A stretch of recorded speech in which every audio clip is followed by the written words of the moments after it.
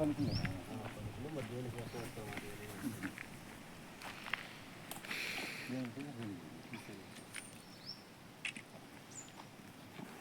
Sir. నమస్కారం అండి. Bollapalli section, Bollapalli beat, బండమూటు వద్ద మనకు గతంలో 2002 వరకు ఈ మైన్స్ జరిగి ఉన్నది. ఇక్కడ చాలా ఖరీదైనటువంటి లెడ్ అనే మూలకం ఉన్నది.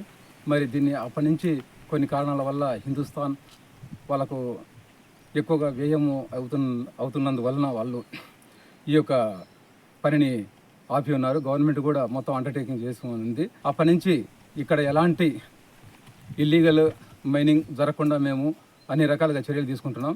మరి రాత్రి అయితే మాకు 8 గంటలప్పుడు ఇక్కడ కొంత ఇల్లీగల్గా వర్క్ జరుగుతుందని చెప్పేసి మాకు ఇన్ఫర్మేషన్ అందింది. వెంటనే దీన్ని మేము కాపు కాశాము. ఇక్కడైతే మేము వచ్చేసరికి ఎవరైతే లేరు ఇక్కడ. అంతకుముందు రోడ్డు మీద ఒకరు ఉన్నారు. ఆ రోడ్డు మీద ఉన్నటువంటి వ్యక్తి మనం చూసి పారిపోయాడు. లోపలికి వచ్చేసరికి ఎవరు లేరు ఇక్కడ. దీన్ని మొత్తం సరుకునంతా హ్యాండ్ ఓవర్ చేసుకున్నాం.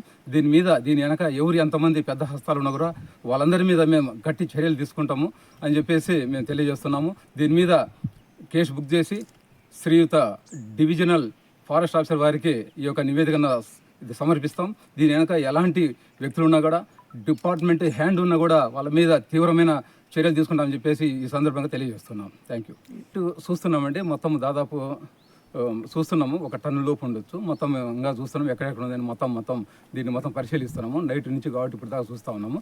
దీన్ని మొత్తం మేము హ్యాండ్ ఓవర్ చేసుకున్నాము. దీని వ్యయాన్ని బట్టి మేము చెప్పేసి కేసు రాసుకొని దీని మీద మేము ముందుకెళ్తామండి.